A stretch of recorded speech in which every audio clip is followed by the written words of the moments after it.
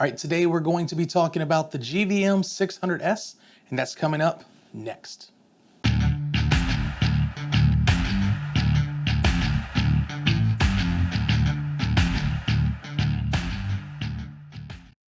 just want to give everyone a reminder that if you like the video, please give it that thumbs up. If you like the channel as a whole, please consider subscribing and hitting that bell notification icon.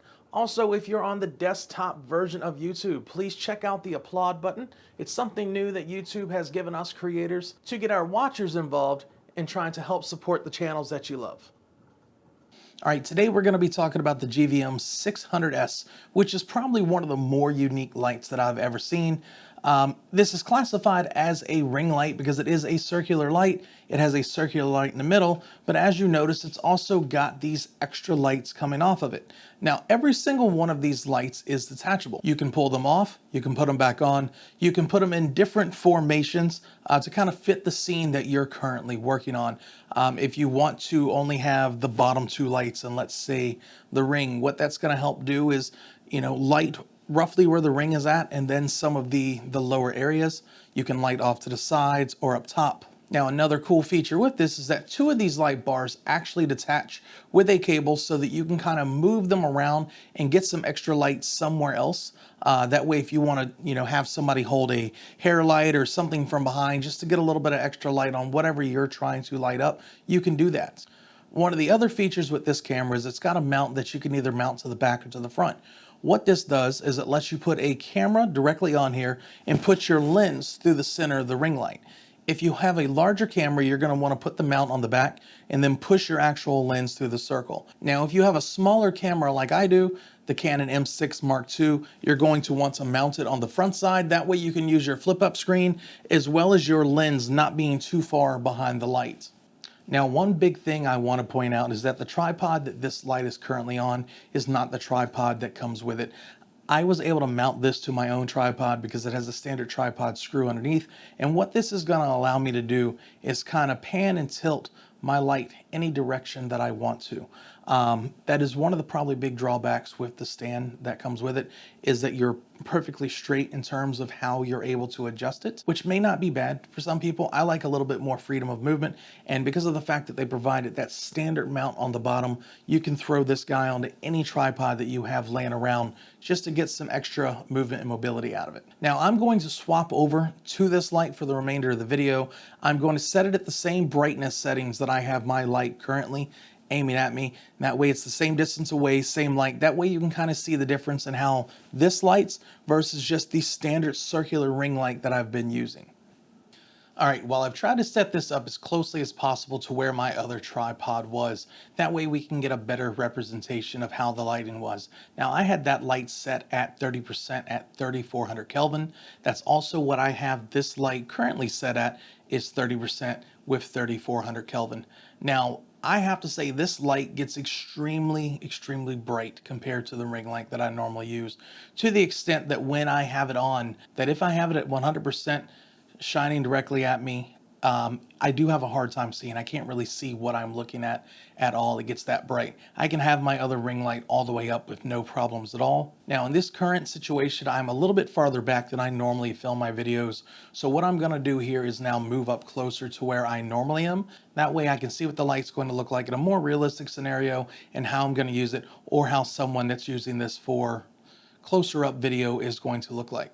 All right, now I've probably moved up about 2 feet now.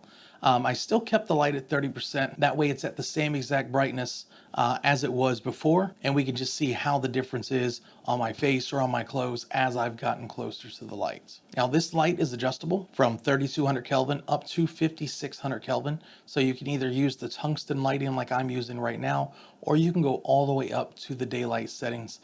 Whichever you prefer. This does both pretty well.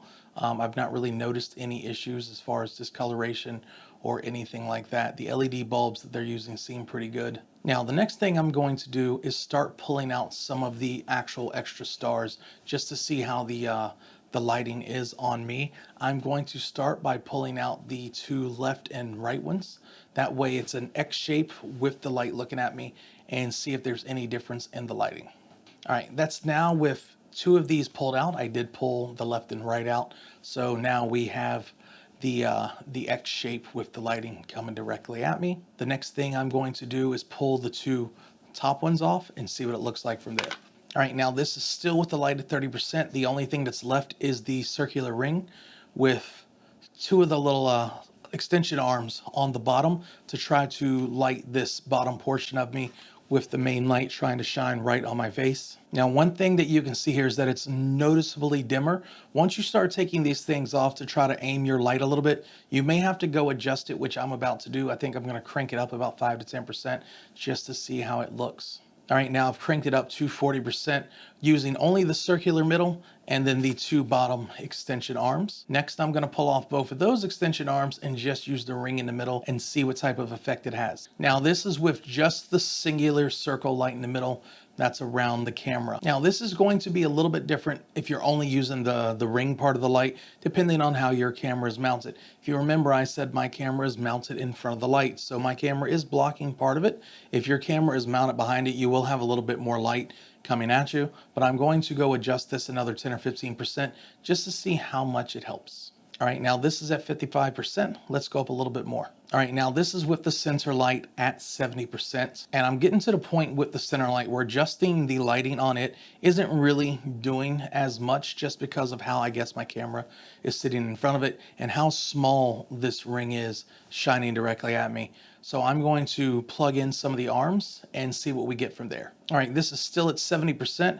With one of the arms on the top lit up. This is at 70% with one arm on the bottom, one arm at the top lit up, both bottom arms, one top arm, both top arms, both bottom arms, and that X formation still at 70% brightness. Now I've added the right center arm. Now this is all 5 arms and the ring at 75% brightness. I'm gonna go cut it down because it is a little bright at this point. All right, now this is back at 30%. Now, as you can see, there are tons of different ways you can use this light in terms of lighting. It's probably one of the more versatile lights that I have seen recently. From the get-go, you can tell that it's an extremely unique design.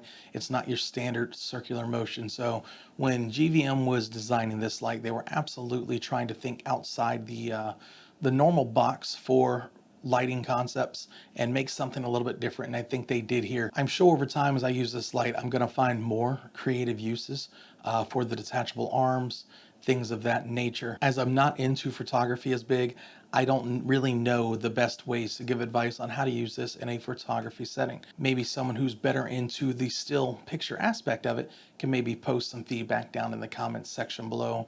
But for using this as a video light or a beauty light, I think it's absolutely a great light.